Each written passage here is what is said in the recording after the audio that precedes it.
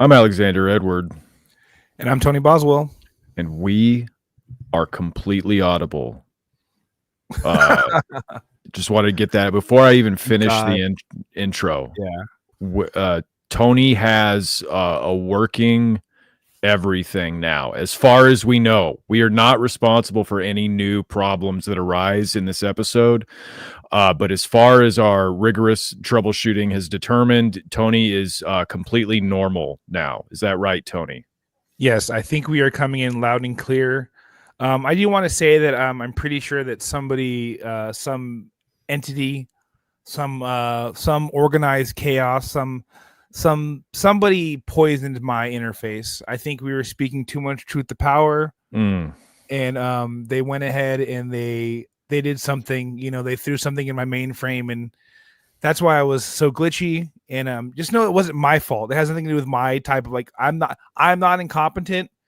They're just after me. It's not the same thing. Right. Totally.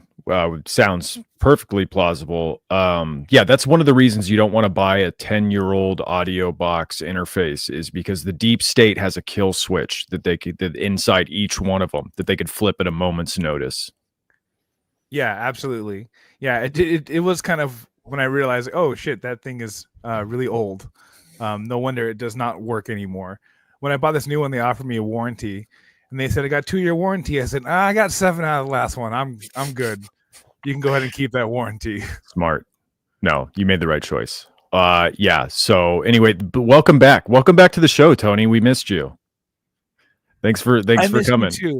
I miss you too. I felt, from my end, I felt like I was in Interstellar, and I was trying to send you guys messages. Totally.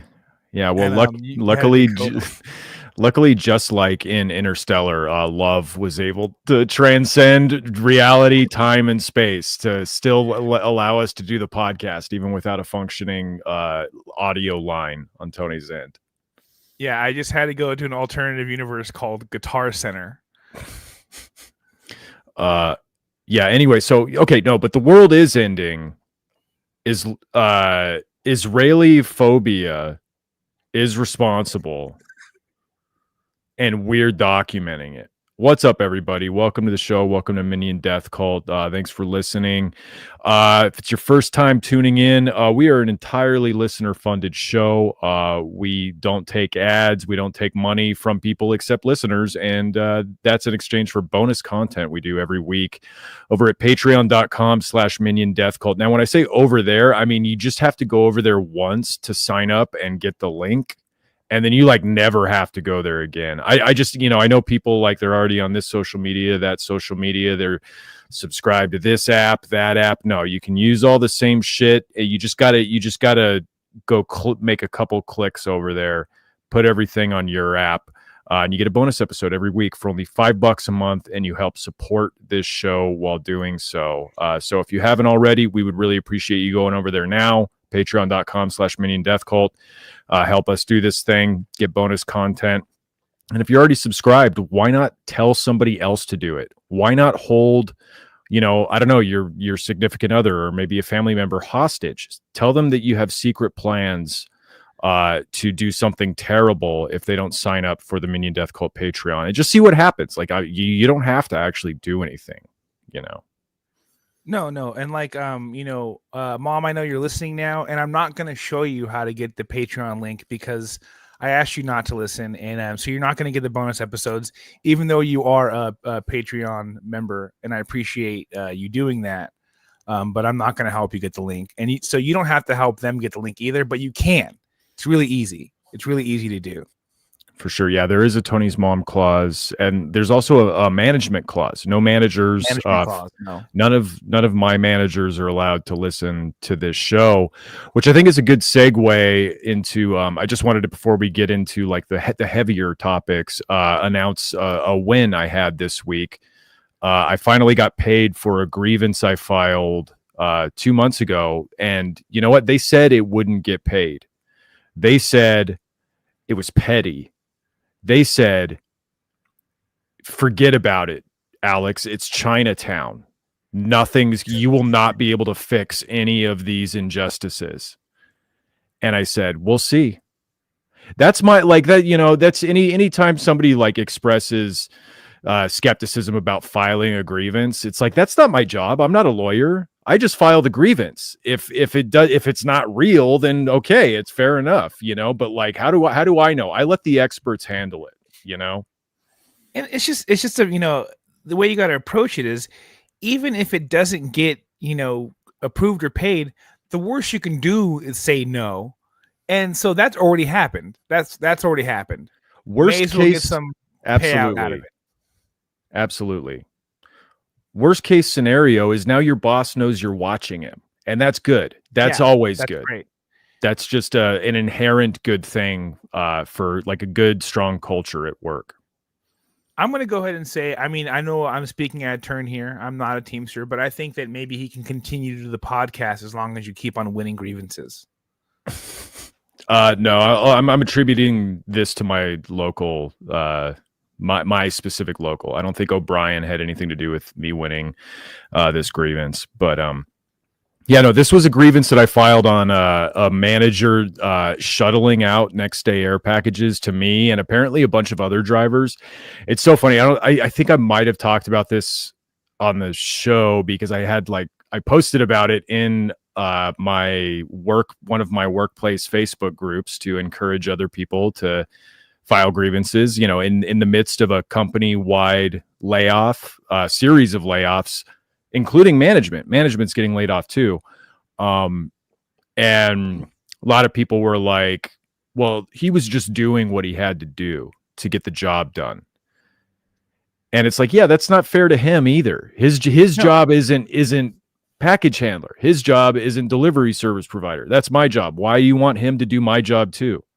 They're under these pressures from corporate to get these numbers to look a certain way no matter what. And we as the union are the only people stopping them from fudging every number in existence just due to corporate pressure, And so I will gladly be that backstop. I'll gladly take that role. I'll just be like, this is the contract. You got it. I don't hold it personal at all. Like if a manager was targeting me for personal reasons, then I would hold it personally. But this is just business. That's the push and pull of capital and labor and union and non-union, and union and management. That's just the relationship, and you can make it as bad as you want, or you can make it as good as you want. And this is one of the ways you make it good. You just hold your management team accountable, and you might, make some money. I don't know, your manager is never gonna quit their job to save your job. They're never gonna put their job in jeopardy to save you from discipline or whatever. Why would they? That's not going to change. They'll put a new manager in there who will just jeopardize your job again. That's just the way the system is. And so of course I'm going to be making sure that everybody's playing fair, and so shout out to Teamsters, shout out to my local.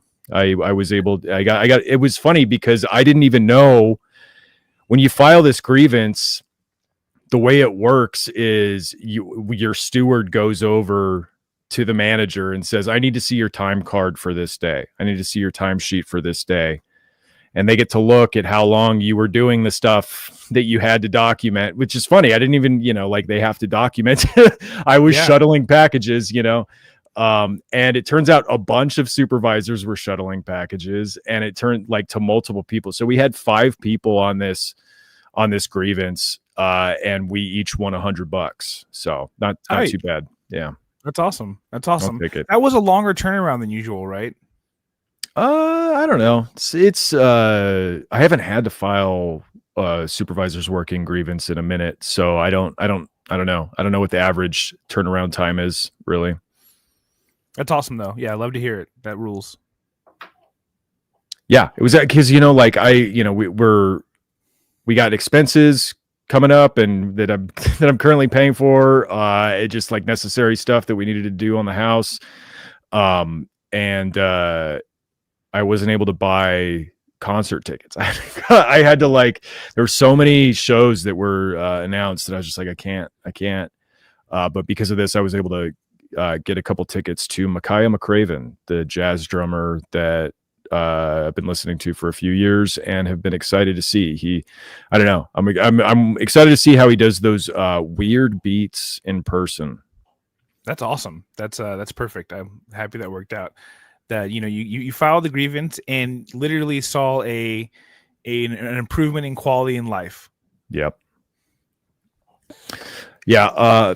Well, let's move on to our first topic here. Israelophobia. It's the bigotry that's sweeping the nation, Tony. And the people who are sort of touting this or trying to will this sort of bigotry or like classification of bigotry into existence are pointing to the assassination of 2 Israeli diplomats in Washington, D.C. last week. I'm sure most people have heard about this. It's been kind of not covered nonstop in the news that these 2 young people were killed,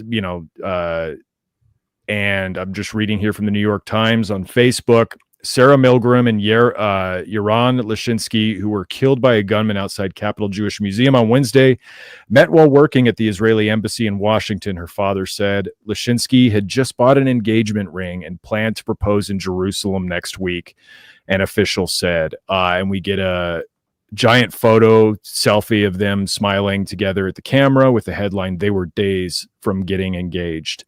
Then they were killed in D.C. So it almost, it's almost like they're doing the family guy kills his whole family. Here's a smiling picture of him on vacation kind of a thing with this. I don't know. Like there's an incredible amount of shock about this act happening. And I don't know. All I have to say is it's called Blowback. There's this podcast you should check out about it. It's a good one. Violence in my imperial core, it's more likely than you think. No amount of breathless reporting about 2 deaths in the midst of tens of thousands, if not hundreds of thousands of deaths in Gaza for the last 2 years is really going to stop me or like reevaluate my support for Palestine or anything like because you already have these Zionist organizations doing propaganda off of this, like JewBelong.org posting like a meme. I guess this is a meme. It's a meme calling you an assassin. See, okay, they say, make no mistake. If you screamed, quote, "Free Palestine," you helped pull the trigger. I like a meme that is trying to not get you to be an assassin. That's a nice change of pace. I'll admit that. Just to be fair, it's nice to see a meme that's like, "You're already an assassin and that's bad." That's different than the normal kind of memes I see. The fact that it's coming from a pun org, it makes me feel like they're like, are they giving us valor? Is that what they're doing with this? It's hard to take seriously. It's what a stretch. And like to not to say that, to say if you scream "Free Palestine," you help pull the trigger, and then also think that those 2 people were not culpable in anything in that region is a wild thing. All you're doing with this meme is reinforcing the idea that Palestinians existing is anti-Semitism to you. Yes. Which we've known that about Zionists for a while now. They just consider the very existence of Palestine to be anti-Semitic, or at least they are trying to convince us all that it is. I don't know. Like, no, I don't think these ambassadors to a ruthlessly violent war crime machine are small beans. like also, of course, I don't think lone wolf assassinations of low-ranking diplomats are going to be like effective or necessarily worth throwing your life away. Organized resistance will always probably be more effective. But I can understand that these people went out of their way to work explicitly for like the geopolitical, PR, public relations side of a government that's waging war on a captive population and conducting mass slaughter. And in my mind, these people helped conduct it. They've helped Israel evade responsibility, and they've cheerleaded it in general. These people had like a public presence. They made public statements on behalf of Israel. There are all types of people involved in a war, and for these to be just a young, almost engaged couple, like, think of how many stories that haven't been told of young people in Gaza being killed, very young people,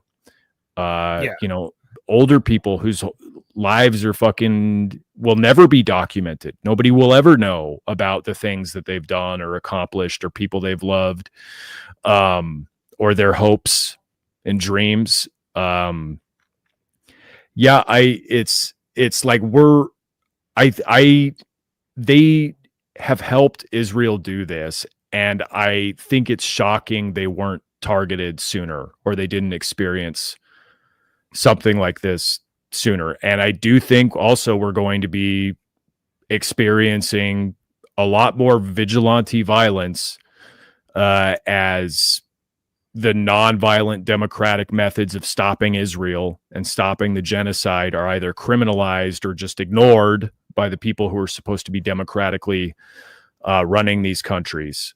Like Israel just last year bombed an Iranian consulate in Syria, killing civilians, killing diplomats and civilians. And of course, Israel is currently killing civilians by the tens of thousands in Gaza. And so if you condemn Hamas, or if you condemn this attack, you have to condemn Israel 1,000 times. So just make sure you're doing both. Yeah. Well, I mean, the whole thing about this is that, what Israel is doing is so normalized that these two people who went around advocating for a literal genocide were able to operate in a manner where they were just walking around freely, and this could just happen. They were able to do that with such confidence and feel so good about it. They were able to just live a pretty, regular life. They didn't have like security, or anything like that, because it's so normal. It's so like not a big deal that they're advocating for it, because it's just normal to just say that out loud.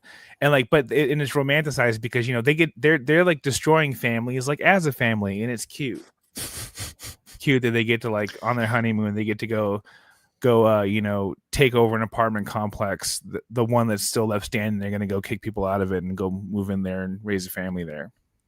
Yeah, there should be like an Eli Roth movie about IDF couples like this.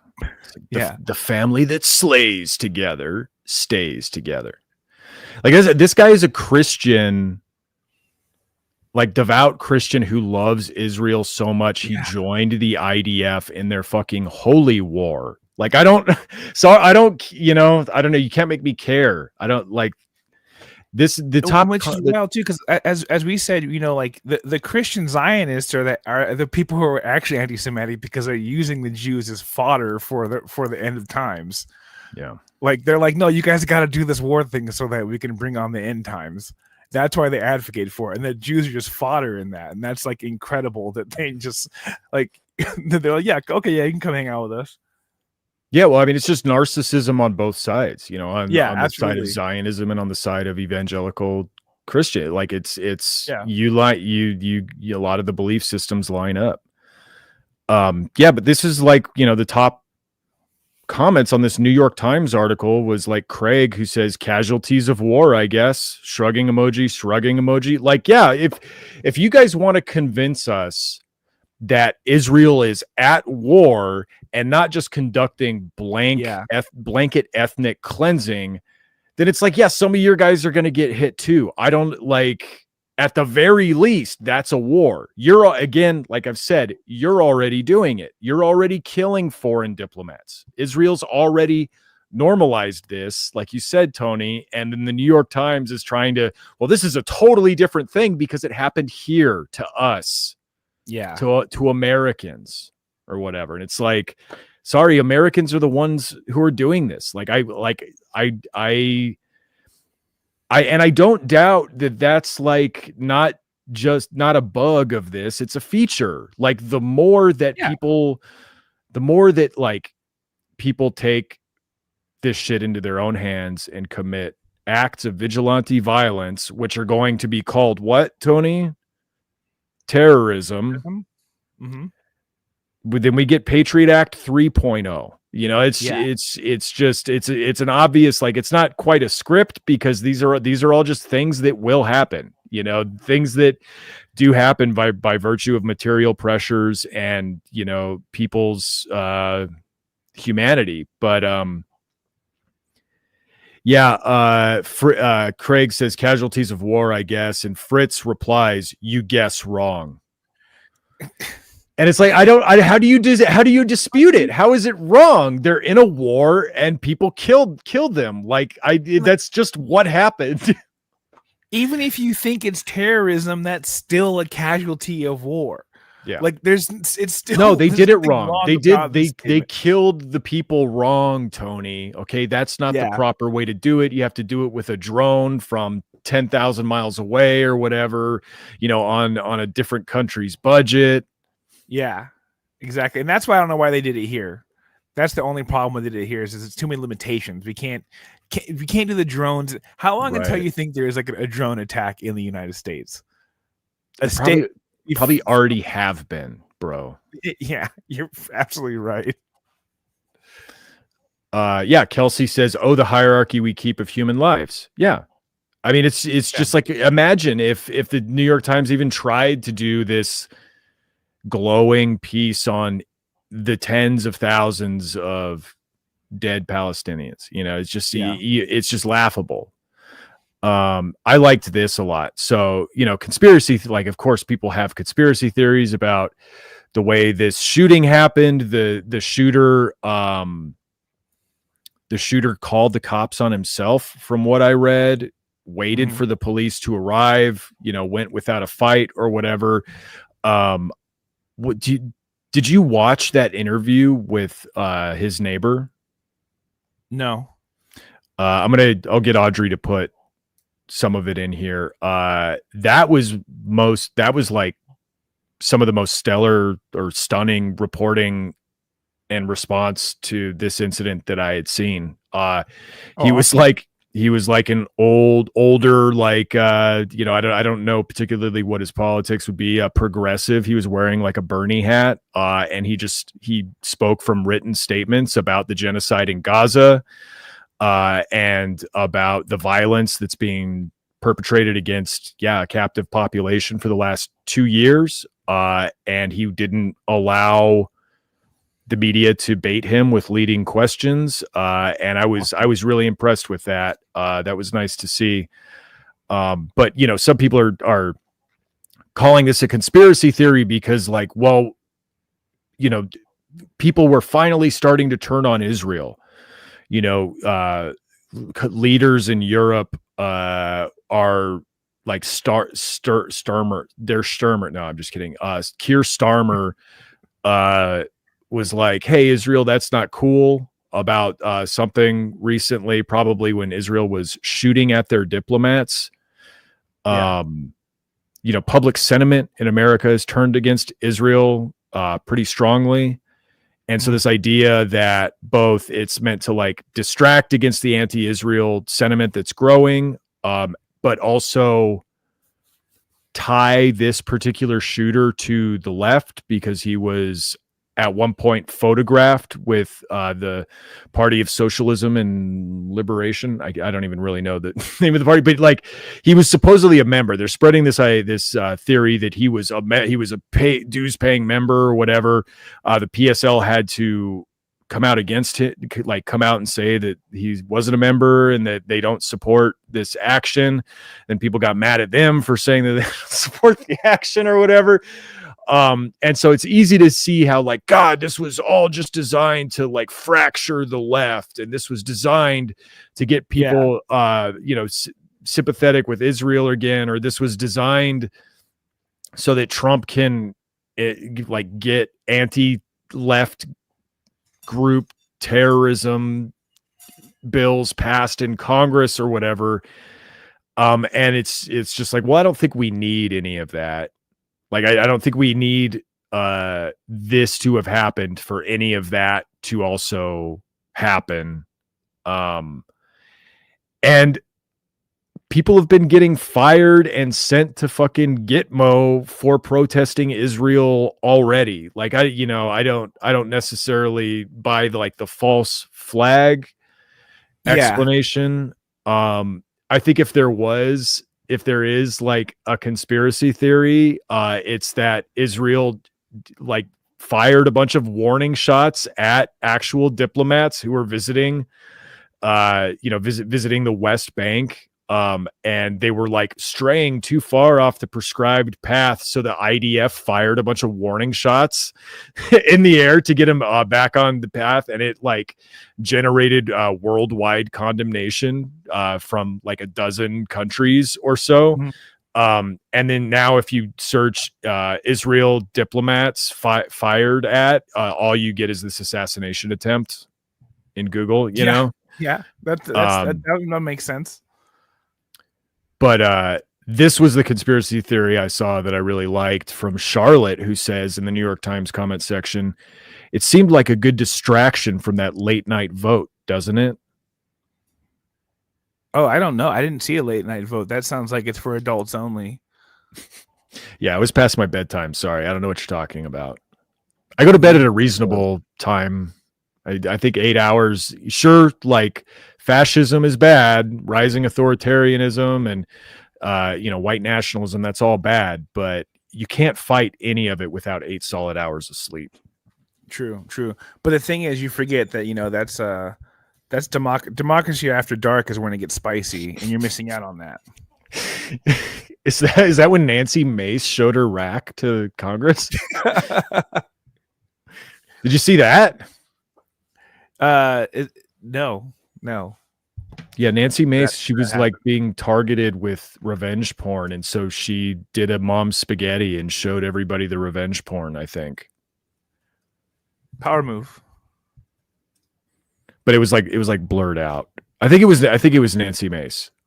Yeah, Nancy Mace shows naked photos in House hearing and push to tighten sexual misconduct laws. Yeah, there's been a recent push against revenge porn and against, I guess, sexual misconduct that I'm sure the right is extremely happy about. We will, I think, probably be covering that on a future episode. But it was blurry when she showed it in. It's so wild that we've had to come to that point. Right. It's just a female body. Like, it's not vulgar. Yeah. It's not inherently sexual. Like, she should be able to just show her body to me without it being weird. Right, Tony? I mean, yeah. I mean, that's what I'm saying. That's why these are only streamed on Showtime. These sessions. Yeah. No, the big beautiful bill was not referring to Nancy Mace's body. It's referring to the budget that Trump and the House passed in a late night session. And it was a close vote too. I think a couple Democrats had to die in order to lose the vote in the House. So that was a pretty good thing for Republicans. Charlotte seems to think that the assassination of these Israeli ambassadors was to distract from them passing the bill that Trump's been bragging about how he wants to pass. Yeah, I think that's a pretty cool conspiracy theory. Yeah, I mean, was the theory that he didn't want people to know exactly when it happened? Was that why he had some people killed? Yeah, it was too close. He was embarrassed that it was a squeaker. So Mike Johnson had a young Israeli ambassador couple just whacked. He's like, "Ugh, I cut this a little too close." Trump's gonna be mad at. Oh yeah, it was him trying to distract, to Trump and Kushner and Ivanka. You mean to tell me he was doing the thing he campaigned on and didn't want anyone to know? It's so funny, and it's also just like, even if they were trying to hide the vote, what are you gonna do about it, Charlotte? Like. Yeah, You gonna vote harder? You're gonna vote harder next time? I mean, like, yeah, sure. I'm sure like Democrats may eventually vote hard in the midterms or whatever. Democrats are never gonna reverse anything that Trump does ever again. So just be prepared for that. Buckle up. It's gonna be a lot of diplomats. A lot of diplomats are gonna have to go. No, but I just love like the idea, well, if the American public knew what was in that bill, we would rise up and we would vote like our lives depended on it, because they do. Yeah. It's just like, so we're past that. Like, there's a total capture of our political and governmental system by the wealthy. That's it. Okay. Yeah, that's you're gonna have to be willing to do a lot cooler stuff than voting or spreading awareness online. And like, even if you are gonna vote hard, they still get to do the thing you don't like until you get to vote again. Yeah, exactly. So, that sucks. Jojo Mendoza says about the assassination, this is like Germany 1934 once again. Jesus. And Jojo Mendoza's profile pic is of Mr. Bean's face on the Mona Lisa painting. This is classic. Oh no, this is just like Jimmy. How does he talk? He talks all weird like that, doesn't he? What's funny, I don't think he does talk. Doesn't he not talk? Well, I guess I've seen him in other things even more than Mr. Bean. Yeah. So, yeah. This is the guy who plays him. You don't know if this is actually the character. This is his character from Rat Race, I think, on the Mona Lisa. I think you're right. But you're right. But it's the same. This comment is this exact energy. Like, you're stepping in it. You're like, oh, now this is like the Holocaust.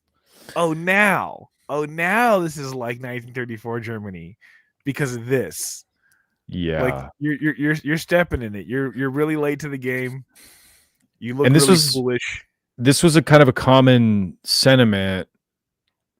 Jordan says it's one thing to hate a country's government, but it's a completely different thing to hate individuals, especially saying hateful things after their death. And I didn't see him say any hateful things. I saw him say casualties of war, which in my mind, I agree with that. That's what they sound like. Your comments are anti-Semitic, and it's very scary. You're all just jumping on the bandwagon of what's, quote, cool to say right now. It's all very similar to 1930s-40s Germany. It's like, sure, you have mass industrialized death of women and children and men and civilians and resistance fighters and all that, just fucking flattening entire neighborhoods, killing off entire families. But then on the other hand, you have somebody saying, hey, that's, hey, war sucks. Yeah. So on the other hand, you have people saying, hey, that's bad. This is just like Nazi Germany. It's so wild to be like, it's completely different to hate individuals, especially saying hateful things after their death. And it's like, this person was like, no, those infants were terrorists. Yeah, I mean, Israel is on the record saying they have to kill babies because they'll grow up to be terrorists. Like, it's saying the exact same shit that the Nazis said to justify their mass slaughter of the Jews. Yeah, but have you thought about how saying that's bad hurts their feelings, Tony? I forgot about their feelings. Yeah, like the Spectator here, who keeps trying to push this phrase Yeah. Israelophobia. It's apparently a book.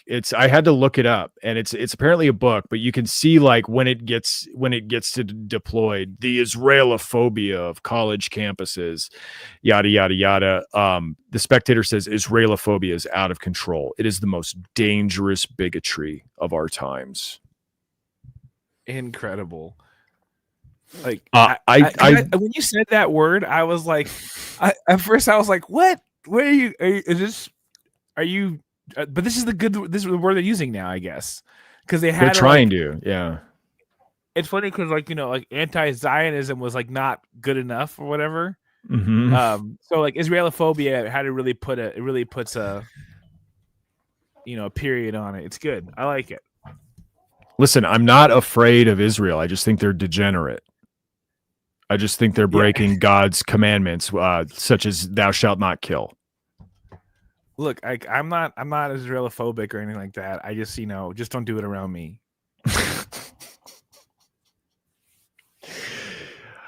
They're so good at hair, though, and dancing. They're so bad at dancing. I think like their music sucks. Well, it's just art. They're not very artistic kind of person. And art's not for everybody, and sometimes it can be a bit flamboyant or whatever. Yeah, but the way they had like pop stars, big pop stars like David Draymond sign bombs that they dropped on civilian populations, that's like, sure, it's provocative and it's like pushing the boundaries of what's acceptable, but all good art does that. Dude, my coworker just went and saw Disturbed, and he told me that he spent $120 on a long sleeve Disturbed shirt. Fuck yeah, dude. Fuck yeah. I can't wait to see it. I need to see this. What do you think? What is their aesthetic anymore? Like, what do you think they're going for? Even do you think they still do like the Hot Topic grinning smiley face guy? Yeah, or is it? I feel like it's going to be like an all over print of like, remember like the fat fleshy guy on the cover? Yeah. I think it's going to be like an all over print of that. That's what I'm hoping it is. I'm hoping the shirt's like just disgusting. I mean, I think it'll be disgusting either way, for sure. For $120, I want to make people feel really uncomfortable with my Disturbed shirt. It should have, like, on the back, it should list every USO show he's done. Every time he's played Israel and every USO show he's done. How many times have you played The Sound of Silence for Crying Troops? Like, that should be on the back of the shirt. Yeah, I can't get over, the same day, basically, that this happened, Israel was firing at visiting, like intentionally firing a state, a government. Like what a like crazy militarized Judge Dredd society. Like you were straying off the approved path. They were there like to supposedly be able to see for their own eyes, like the situation in the West Bank. And even then, Israel almost shot all of them. Yeah, it's like a Judge Dredd society, but Judge Dredd is vegan and non-binary and cries about you being Israelophobic as she/they wipe out your entire family. Brutal. Yeah, absolutely. But don't worry though. They'll get your cum for you. I think your cum has to be like blessed first or something. Oh, they'll bless your cum and then they'll take it for you. Sick. Yeah. Okay. Moving on. So I don't know. The most dangerous bigotry of our times, Israelophobia. False. The most dangerous bigotry of our times is that against Christian nationalists. Shout out to Sasha here for Oh, no. That's another topic. Sorry. False alarm, Sasha. You do not get any credit for this. I saw this myself, actually, in my Facebook feed. Babylon B did an, what do they call it? Like an article? What do you call it? A piece, I guess. Piece is like the generic. Piece. Yeah. Babylon B did a piece titled Christian Nationalist Asks St. Peter to Direct Him to Whites Only Section of Heaven. And the caption of this says, "Which way to the eternal white utopia?" And it's got a guy in a flannel talking to St. Peter, I guess, and like pointing at, something off camera. Like, is that where the all white ethno heaven is? It's really good. Like, it's really funny. What do you like about this, Tony? It's because making fun of white guys. That's always funny to me. I like that. The flannel really is doing it for me. The guy that's wearing, because like the guy looks like a normal bro white guy, and they're like, "This is our Christian white nationalist right here." This is him. And I love that. Like, he doesn't look like an extremist. He looks like a regular dude. I think. And they made him funny. look like handsome too, kind of. You can't see all of them, but he's got a good profile. And like St. Peter's, like looks pretty annoyed. Mm-hmm. Looks pretty annoyed. Like, it is saying, like, I don't know. Maybe this stuff doesn't matter. At least I feel like they're at least saying, "Hey, this stuff won't matter in heaven." And like, I really didn't see it coming from. This looks more like a Hard Times post than it does a Babylon B post. Yeah, let me read from the article here. This is posted on May 22nd. Article. Peace is what I meant to say. Pearly gates, according to heavens. I have it. There's like a pop-up that's blocking it. According to heavenly sources, maybe is what it says, but it's like blocked. Right. According to heavenly sources, St. Peter had an unexpected run-in this week with a self-proclaimed Christian nationalist who asked the apostle to kindly direct him to the, quote, whites-only section of heaven. Christian nationalist Robert Longstreet was killed Tuesday when his homemade bourbon distillery exploded, bringing him one step closer to all Caucasian heaven, or so he thought. Quote, which way to the eternal white utopia? Longstreet asked, prompting St. Peter to once again dig around behind his desk for the prepared script he reads to all Christian nationalists. Okay, so I was kind of curious about this article because it's not white nationalist. It's all Christian nationalist. And so I was like, it's funny that this like Christian publication or this Christian like entertainment site is calling all Christian nationalists racist.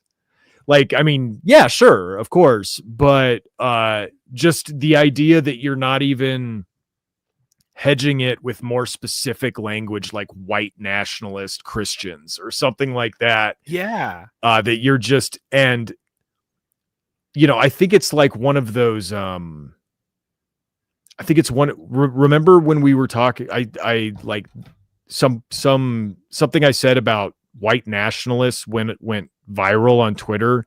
People were like, that guy can't be a white nationalist. He's not white or whatever. Yeah. And it's like, well, you're taking those two words to mean something else than what they actually like. White nationalism is an ideology. You're trying to pretend like you're talking about a white person who is a nationalist, and they just happen to be white. And this dates back to, there was like, I think it was either Trump's reelection or Trump's first term. He tried to reclaim they were trying to reclaim nationalism. And Trump said something like, what's wrong with being a nationalist? You love the nation or whatever. And after that point, whenever anybody said anything about white nationalism, it became, why aren't whites allowed to be nationalists or whatever? It's like, well, first of all, nationalism, like we've said many times on the show, typically is bad no matter who's doing it. It tends to be a reactionary force for evil. Second of all, that's not what anyone else means when they say white nationalist. They do not mean a white person who is a nationalist. They mean somebody espousing or trying to further the cause of white nationalism. Yeah. And so yeah, it's like you said, this like circumvents that. This is saying like because they're saying Christian nationalists. So they're saying nationalist does inherently mean Racist. white nationalists now at this Yeah. point, even according to this right-wing satirical post that does espouse right-wing views. Right. Yeah, it's like Amazing. they're like covering their asses with this. I'm pretty sure like every quarter they have to do one anti-Nazi post, or else whatever. Like Israel doesn't send them a check or something. Yeah. But yeah. So this is what they just mean nationalists who are Christian, which it's like. Yeah, that is inherently ironic. That is inherent. Does not make sense. And I'll read more. They kind of get to that point here. Peter, who had been checking names against the Book of Life for almost 2,000 years, said dealing with Christian nationalists never gets any easier. Quote: some of them have a sudden pang of guilt as they approach the pearly gates. He said the facade of their worldly life fades away, and they remember that God doesn't see how man sees. He looks at the heart. But others, like Robert Longstreet, believe there must be an exclusive part of heaven reserved only for whites, like the elite membership level of a day spa. And I guess maybe you could like point to this as a difference between, the evangelical right wing and the nationalist Nazi right wing, the nationalist racist exclusionary, even more exclusionary right wing, is that I'm sure there are a lot of Christians who are like, yeah, we like helping Christians escape countries and coming here and making this a more Christian nation. It doesn't matter that they're Latin American. It doesn't matter that, they may be some other culture or some other, quote, race or whatever, because we like Christianity. We like these reactionary values of Christianity that seek to control other aspects of our life, like reproduction or freedom of speech and that sort of thing. And so we're like doing a slightly different project than, I guess, the more overtly ethno-state kind of guys are. Because a lot of those guys aren't even Christian. A lot of those guys are like fake pagans or whatever. Well, it's even more simple than that. A lot of these people, they want to save everybody. They think that everybody needs to be saved and everyone should be saved. And some of them take the whole approach where certain people don't go to heaven, but most of them take the approach where everyone goes in heaven and it doesn't matter. It doesn't matter what you look like on earth, but we're on earth now. We're on earth now, and they're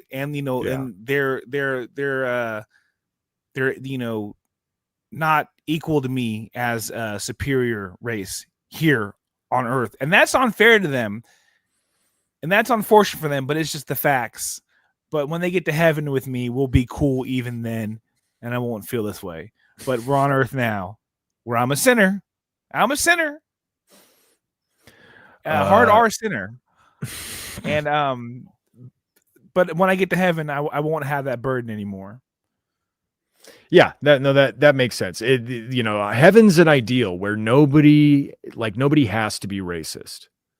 Like that's the beautiful thing about heaven is that we can be free of being racist to other people, but you got to live in reality where sometimes you have to be racist. You have to live in reality where sometimes you do have to let kids starve because it's better that I don't imagine a welfare queen gets a free meal. In heaven, when I look in the mirror, I actually see my wife's black coworker who I know she's sleeping with. But you're allowed to see him? That's what I see in the mirror. That's who I get to be. Oh, so you see in the mirror. Oh, okay. Be in heaven. Wow. I think they have I think they have a surgery about that. I watched this movie where you could actually do that. Yeah. Listen. In heaven, there are no welfare queens. Okay. You don't have to worry about that stuff. They all went to hell. Okay. Yeah. Longstreet. So the Christian nationalist in this joke, Longstreet was reportedly shocked to learn that heaven is unsegregated with people from all nations. Oh, maybe he was a Mormon. Maybe he wasn't a Christian nationalist. He was just a Mormon. with people from all nations, tribes, and tongues, all living together in the type of harmony that he found detestable on earth. Quote, I thought heaven was supposed to be perfect, he scoffed, but there are people here who aren't white Americans. Some of them might even be Jews. At publishing time, Robert Longstreet found a nice spot reserved for him in an all-white suburb of hell. I was going to say, this whole thing does kind of hinge on the fact that Robert still gets to go to heaven. Like, even just for the chance to not fuck this up. Like, he still got to go to heaven and still was like, where's the all-white section? But he still got to go there. That's kind of wild. Well, I think Peter has to like look in the book first. He's got to check. You know, we're working on AI. AI will fix that. Sure, 0.15% of people will wrongfully be sent to hell, where they will never be able to escape, just because that's not how it works down there, unfortunately. But it will be more efficient, and you will be more comfortable in the waiting period. Well, people don't realize that the cloud is actually heaven. And heaven is actually being filled with our data now. That's what the cloud is. And cool. We're actually, so we're going to have to reassess the way we're doing heaven. Cool. I'm glad online will follow me to heaven. Yeah. That's going to make it so much better, so much more entertaining. You know, what was I supposed to do up there without it? All your stuff will be waiting for you up there in the cloud of heaven. This this is a direct, they're trying to own the racist right wing because we'll get to it in I think the next episode, or maybe an episode after that, but there is some infighting on the right wing about how racist can we be. You know, how racist is it good to be, with a lot of these guys saying, hey, don't get too racist. Don't get too racist. You got to throttle the racism. And so, like, you know, an example of this fight that's going on, what's his name? Nick Fuentes, that Twitch Nazi, whatever he streams on, he tweeted out like Heil Hitler or something like that. And Joel Berry of the Babylon Bee quote tweeted it and said, Heil Jesus. Oh, hey, brother. Or something like that. Something. I think am maybe. I right? I think maybe Nick Fuentes said Team Hitler and Joel Berry said Team Jesus. I don't remember. I don't. Maybe it was that way. I like Heil Jesus. Sorry, dude. The Heil Jesus shirts are already going off to the printer.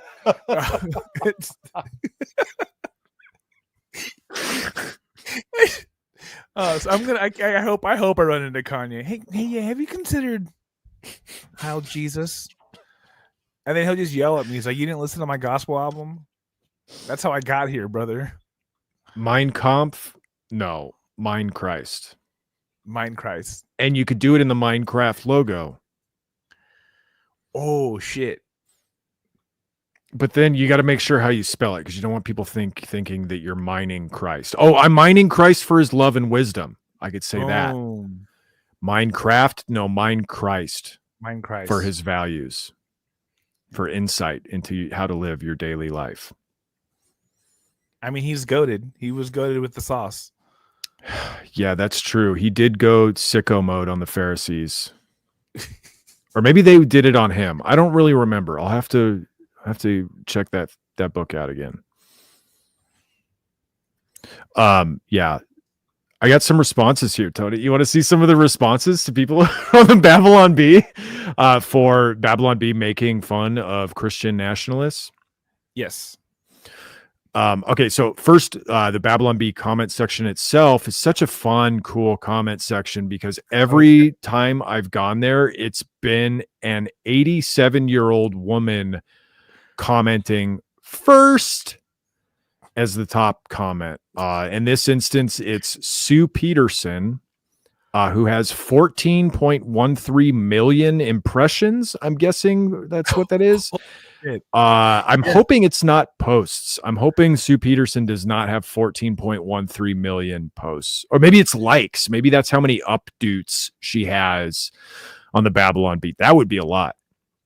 It's a lot. It's a lot. That's a lot of anything. That's so true. Sue Peterson first. That's how you know you're in a good forum. Is people still know how to have fun. You know, Yeah. it's not all serious. It's not all doom and gloom. Sometimes it's just fun little internet games. You play with your friends, like who gets to comment first. P. Von Ruden replies, "Congratulations, Sue." Mouse emoji, cat emoji, dog emoji, birthday celebration, blowing the, what are those called? The birthday noisemaker things? Yeah, I think Noisemaker's good. Not kazoo. It's not a kazoo, it's the one that unrolls and rolls back up. And then like a horn with confetti coming out of it. Congrats, Sue, you were first. It's like you're part of a community. It's really nice. It's great. So many times they would make fun of Sue. They would like try to dunk on her, call her lame for saying, but not here. They're like, no, this is great. Like, good job. I came here to say this. I came here to say first, but then I saw you did it. So congratulations. Hey, who's commenting on this Babylon B piece in 2025? Can I get a like? You know? Yeah. Or like, I heard that when you go to heaven and Peter doesn't let you in, it's because you secretly had AIDS the whole time. And it's really sad. And also you're secretly gay. And also it's about heroin. You're addicted to heroin too. And also that woman you sexually assaulted, she was your mother. And that's why Peter didn't let you into heaven. Wait, was that like three things rolled up into one? I was just trying to think of every YouTube comment I could think of. Yeah. And then it just but then it turned into Dance with the Devil. So that was a separate thing. It always becomes Dance with the Devil. It's always Dance with the Devil. That's why it's so important that every teen hears that song. I'll go with Old Boy next time. Ooh, yeah. Yeah. I love a place where you can go and just, you have memes, you have inside jokes. Like first, David Johnson comments, "I'm like 90% sure this is a joke." Well, it's not an actual like document of somebody going to heaven. They didn't actually like watch Robert go to heaven. And then sorry, David, maybe hell. Maybe you're thinking of the website, not the B. Okay, this is the B. This is the Babylon B. Yeah. Okay. Sorry, brother. Sorry, you don't get joke. I'm 90% sure this joke on this joke website is a joke. Wayne responds. Oh, sorry. Go ahead. No, say is he convinced they're doing like some sort of really heady ass like really self-aware satire thing? Yeah. Wayne H responds to David Johnson, "It has to be, quote, Christian nationalists are a leftist boogeyman. There might be a few somewhere, but they are almost as rare as unicorns and government intelligence." And it should be noted that the David Johnson, the person Wayne H is responding to, their avatar is literally a crusader knight about to kill you with his sword. Swinging his sword at you to kill you, to expunge you from his newly conquered lands as a Christian nationalist. Like the realist depiction of Christian nationalism in history is amazing. I've never even seen one of these guys, and you're just like talking to a guy in a full suit of armor with a cross on his chest. Amazing. Not only that, like I think like Matt Walsh has this shit in his bio that he's a Christian nationalist. Like like most of the right wing are Christian nationalists. Like the only people who aren't are the libertarians who are totally fine with going along with Christian nationalism anyway for the time being. Also, sorry, your name is Wayne. You're so full of shit. You know a million of these guys. Like, get the fuck out of here. You're trying to you're protesting too much. Sue Peterson was represented more in the comment section, and they love to post GIFs in these replies, but you have to click the logo that says GIF in order to see the GIF. So I had to click because I wanted to see what Sue was posting, and she put the first one is a GIF from SNL of Michael Che. Is that this guy's name? Yeah. With the weekend update guys saying there's only one Jesus and he's white. And this is like a joke on SNL about Trump being orange Jesus, I guess. And then Sue Peterson posted another GIF of a woman dancing with the words white people superimposed over her. So I don't know what's going on with Sue. I legit think Sue might just be like an AI bot. I think she just she's automatically searches up words that are used in the article and deposits GIFs that are relevant. That's the only thing that because otherwise I don't know what she means by these. Her avatar is that of a 70-year-old suburban white woman. I think this is a robot, Tony. Do you think Sue is? Well, I think 14.13 million impressions. I think that's insane. I don't know what to think, I guess. I wonder how many firsts she's had too. Yeah. It's definitely some sort of in her going on. In her 70 years, she's probably had a lot of firsts. I will say I wouldn't doubt if that quote was just Michael Che saying there's only one Jesus and he's white. I feel like he would say that. Like he would publicly. No, that's not out of context. Jesus. Yeah, that's just how he feels. Yeah, that's just how we feel. Yeah, that's just it. Running Deer comments, ask St. Peter for the retro section, ... Suburbia, 1979. We were a predominantly white country back then, yet everyone seemed to get along. And then they posted a video of people on a roller coaster. I guess this is like an example of people getting along because they're seated kind of closely together on a roller coaster. You can't even see the race of the people on the roller coaster. It's kind of far away. But yeah, this is like an example of, I guess, we're getting a little spicy with it. Obviously, we didn't like this article because it targets Christian nationalists and white nationalists, which don't actually exist. And it's just a leftist boogeyman, even though I'm talking to a guy cosplaying as a Crusader knight directly above me.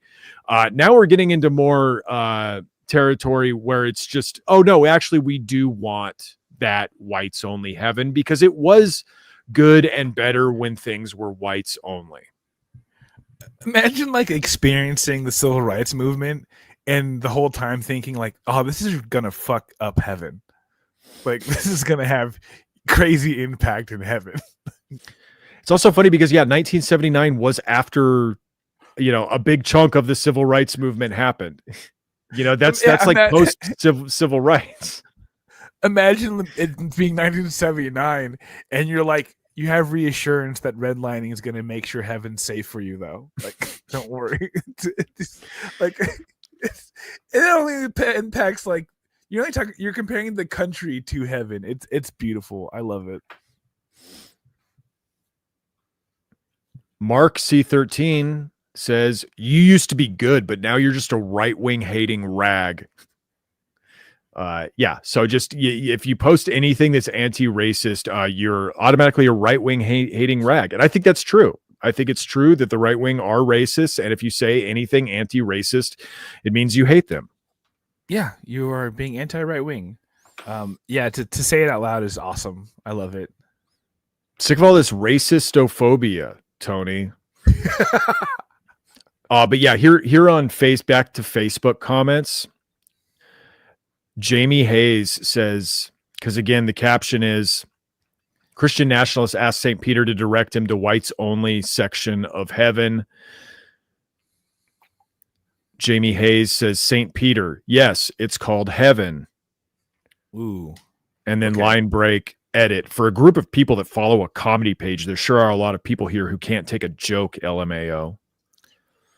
Oh, so his joke didn't go over well about only white people going to heaven. It was just a joke about how I love the idea of whites only. What don't you get, Tony? I love it's like, yeah, it was a joke about how you're racist. Like, that's, people don't like the fact that you're racist, not the fact that you told a joke of any kind. It's just people don't like you. You know, you know, personally, like, glad you said the racist joke because now you can't pretend to not be racist, you know? Amazing. God, can't take a frickin' joke where I'd say all brown people are in hell. It's just funny. I'm just being funny. This was something else. Jim Jake Templin, whose avatar is of a guy on a John Deere tractor. I don't care what color anyone is, as long as it's green and yellow. Am I right? Amen. Hey, John Deere, brother. I don't care what color anyone is, but I want everyone to behave in a civilized fashion, comma, space. Not talk loudly on cell phones, comma, space, tip reasonably, comma, and not go from 0 to maniac at the slightest provocation. So I was just like, these are all just memes. These are all just memes, like racist memes that you got on, like, talk loudly on cell phones. Like, unless you live in like a black neighborhood, or if your like news feed is just of people complaining about other black, like people complaining about black people, how have you not seen people of all backgrounds talking loudly on cell phones? Because that is across the races an epidemic. I was gonna say, actually, you know, the racism is when you think he's being racist here, because he's clearly describing white women. Yeah, I've seen plenty of whites do this, and it's bad. It's bad when anyone does it. Yeah, this is a Karen. Also, yeah, tip reasonably. Yeah, white people clamoring to virtue signal on their tips about. We all know white people on the right wing especially love to tip, and love to tip generously. Yeah, everyone knows that. It's no. They wish tipping would be outlawed, and not go from 0 to maniac at the slightest provocation. What would you call leaving this screed underneath a Babylon Bee face? We haven't even gotten to the end. This is just the first sentence of it. I would call this at least slightly maniacal. Going into your fucking what is it, siege? Like writing siege in the comments of Babylon Bee here. Amazing.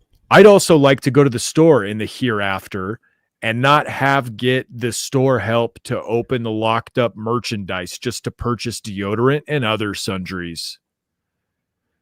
Yeah, how am I supposed to buy things in heaven, Tony, if all the black angels keep robbing the place?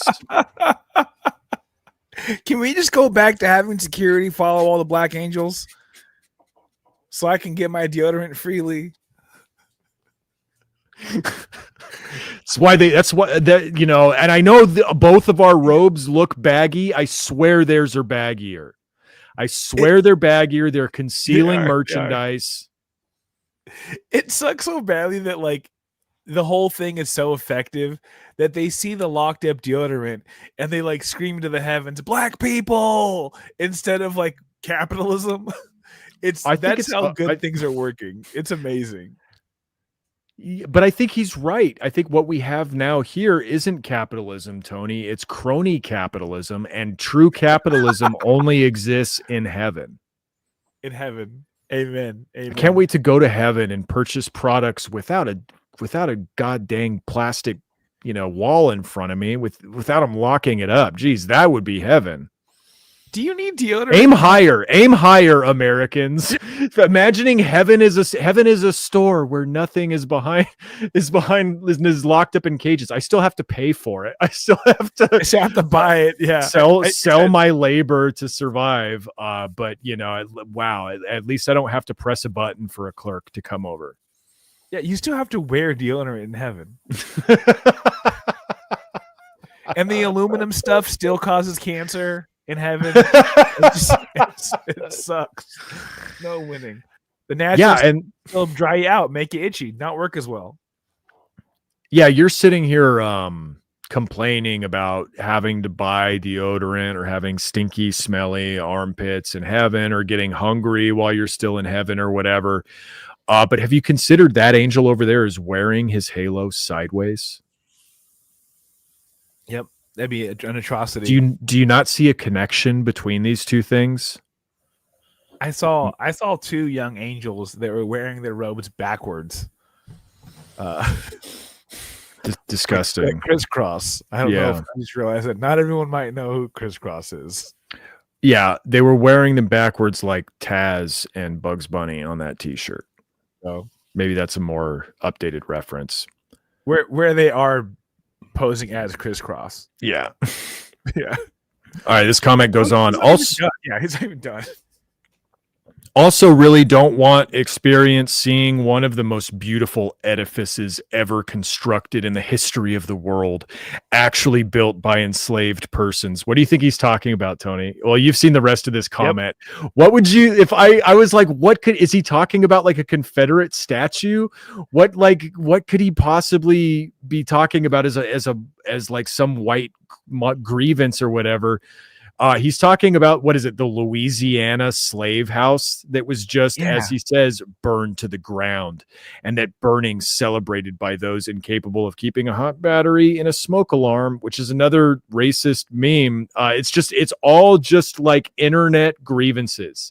Like if this is his profile picture, you live on a farm. You probably don't live within like 2 acres of anybody else, man. What are you fucking complaining about? Log off, bitch. That's a crispy John Deere too. That paint looks good. You're doing okay.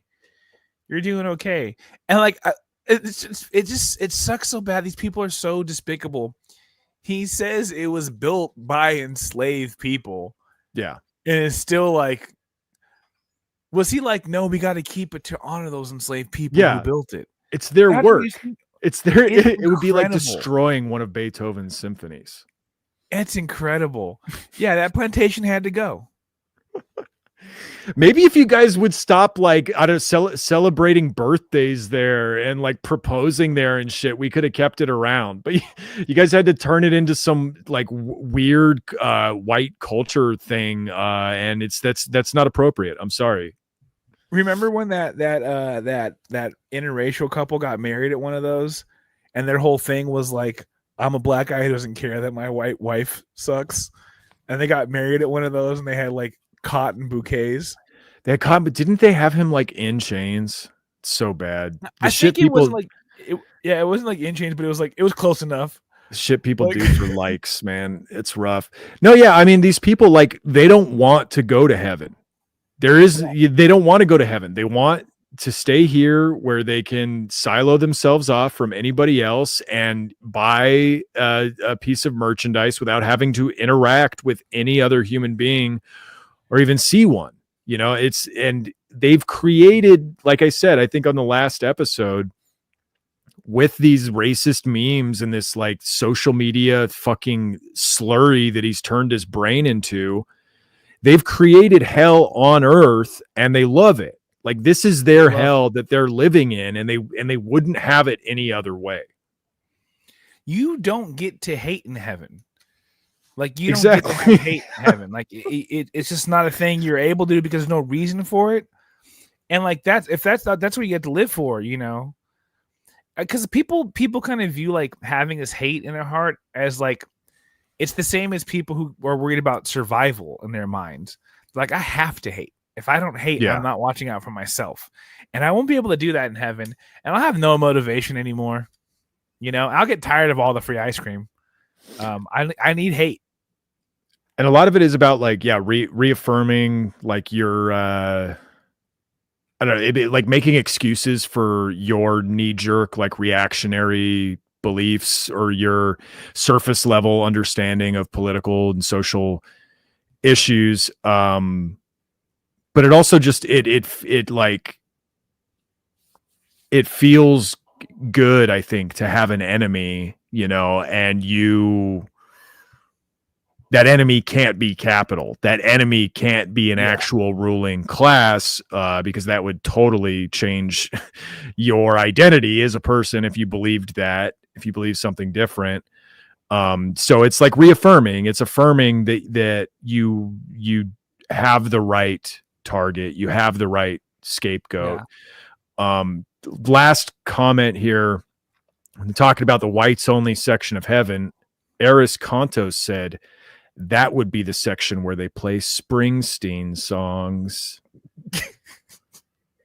Is like is Aries Contos not American? I don't know. Yeah. Hey, where's your green card, buddy? Tony asked. I love this wholesome stereotype of whites. Because like he's not wrong. Like white people love Springsteen, but I don't think racist people love Springsteen. What he's talking about is the feud that we just covered on this show where Trump called Bruce Springsteen a dried up prune because Bruce Springsteen made some comments about this being like an authoritarian takeover, this administration. And so this is Aris Contos's way of owning the liberal Bruce Springsteen by saying, well, he's such a white old remember that guy who was saying Bruce Springsteen was a boomer? Bruce Springsteen is a boomer, Karen, you're not relevant anymore. Yada. That's like essentially what this guy is trying to do. He's trying to own Bruce Springsteen by saying he's like lily white or whatever. This is how I feel too. You know who has an actual diverse fan base? Kid Rock. Amen. Yeah, that's Detroit for you, baby. He represents he ran the Detroit scene. You don't think he has like a huge urban fan base? Kid Rock is gangsta. He used to be an actual DJ break dancer, so therefore he is authentic in both cultures. Well, he used to be a break dancer. Now he's a real racist. So he's done both. Yeah, I think he set that whole thing up, like the whole Detroit house music scene and DJ stuff. That was all. Yeah, I'm pretty sure that was him. Yeah. I think he like people always talk about how like there's no Freddie Knuckles without. There's no Frankie Knuckles without Kid Rock. Like that's just a fact. Everyone knows that. Can you edit out where Tony corrected himself and just leave in the wrong name? Audrey, please. Thank you. Thank you. Yeah, I love, I don't know, just like, yes, Springsteen is like, sure, it's like stereotypically like white dad music or whatever, but also Springsteen, like not famous for having a multiracial band. Clarence Clemens, like isn't half the album, half of the cover to Born to Run, you know? I saw them on tour I saw Springsteen right after Clarence Clemens died. And I think it was his nephew that was playing saxophone on that tour. And I don't remember what song it was, like maybe the East Street Shuffle, or maybe it was 10th Avenue Freak Out. It was probably a song with a street name in the title. Nice. Yeah, that narrows it down. Where they did like a 5-minute break in the middle of the song to honor Clarence Clemens, and like it was like a crazy, not a break where they stopped playing, like a crazy ring out noise break thing, and it was just a montage of Clarence Clemens photos and videos on the big screen and his, I think, nephew wailing on saxophone, and it was fucking beautiful. Like that's I don't know. We didn't really go into it that much when we talked about Bruce Springsteen, but Bruce Springsteen rules. Like, yeah, it's corny that he has a podcast with Obama. But he has a podcast with Obama, so therefore, again, whites only. Well, Like, Obama was. Hey, people forget this. Obama was actually half white. It's true. It's true. That's the half he has the podcast with. Yeah, when I don't know if you were there, Tony, when I was visiting my mom, we were in the backyard with my stepdad and my stepdad's friends. A multiracial group of people who are just singing Bruce Springsteen. They put on the song 41 Shots by Bruce Springsteen, the like police brutality anthem. And I don't think I had ever even heard that. I like Bruce Springsteen. I hadn't even heard that song before. And they were like almost crying. They were like, these are like 55, awesome. 60-year-old union guys putting on Bruce Springsteen, a song about police brutality, about them shooting a kid 41 fucking times while he was reaching for his wallet. And I think one of them said, like, this is the best protest song ever written. Like, it's funny how, I think leftists are guilty of this too a little bit, but I think it's funny how pessimistic the right wing is about humanity and how like low of an opinion these people have of humanity and of themselves, even like their fellow white people, that anybody and everybody is ready to resort to racism, is ready to throw all of their values out the window because they got sucked down some reactionary wormhole or because they got shown enough propaganda or whatever. Like, no, I like if they try to do the race war, there will be 60-year-old libs marching with guns to Bruce Springsteen. Yeah, like absolutely. This. But yeah, great song. Awesome. No, that's just funny. Yeah, these people are so stupid. I love that. The most dangerous bigotry of our times isn't Israelophobia. It's bigotry against actually good dad rockers like Bruce Springsteen and Roger Waters and Brian Eno. I apologize. I've been kind of harsh to Bruce Springsteen. Just not in my. I've never had distaste for him, but I've never given him the room that he deserves. I really only listen to him around Christmas time. Okay, well that could be your problem. Sure, if you're only hearing Santa Claus is coming to town every year. That's fucking heat. That's top 5 Christmas song of all time. Yeah. And so like so I got to give him a little more room. And I guess this might be the song that makes me a real what do they call a Bruce Springsteen fan? You're all a union worker. I don't know. He's the boss, and then when you go see him, the crew, maybe. When you go see him, you don't clap. You say, "Bruce," like you're booing. That's my favorite thing. I love. But you're actually saying when it happens Bruce. In sports and anywhere, it's the best. Yeah, it happens with Mookie Betts. It's like I love it when like an athlete's name sounds like booing, and it's not. It's the best. It's the coolest. Just lean into it. Yeah. Yeah, it rules. That guy's a maniac. Yeah, I saw him when he was like 65 or 70 years old, and he played a 3-hour set. It was nuts. That's awesome. Brian Eno though, I wanted to say before we get out of here. Yeah, Brian Eno. Shout out Brian Eno.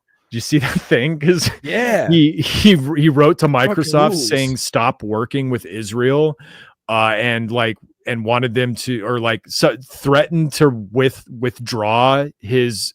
Allowing them to use his sound as the Windows logo, because I forgot that he's the one who developed the Windows logo. Yeah, back in whatever 90s or 80s. The sound. Sorry, not the logo, but the startup sound. Was a Brian Eno joint. Yeah, shout out to Brian Eno. He has an album. I think he might have a couple with David Byrne that are very good. You should check out. Yeah. Brian Eno rules. There's a lot of good stuff happening there. That's awesome. Yeah, I was stoked to see that. Yeah, because imagine making something that becomes synonymous with something, and then that becomes synonymous with something evil. Yeah, it becomes synonymous with That the would suck. autonomous death from the sky. Yeah. Yeah, exactly. That would suck. So yeah, shout out Brian Eno. Love to see it. Yeah, again, Judge Dredd with somebody in a an Israeli furry suit, or the T-1000 Terminator, making the Windows startup logo as it liquidates children. Yeah. That's it for the episode. Hey Tony, what's going on with merchandise? Where are we at on that? Oh, merchandise is looking good. I got it all packed. It's all packed. I'm taking a couple Adderalls for my girlfriend, and shipping labels are going to happen in the next couple days, and everything's going out. Okay. There were so many more than I thought.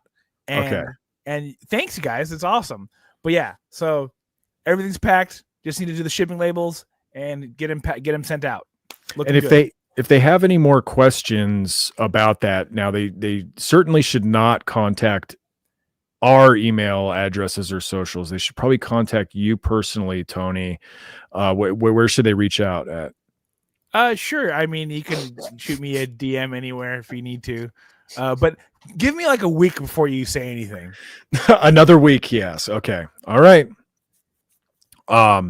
Well, thanks for listening, folks. Thanks for supporting the show. Again, patreon.com/Minion Death Cult. Bonus episode every week delivered straight to your podcast app or browser.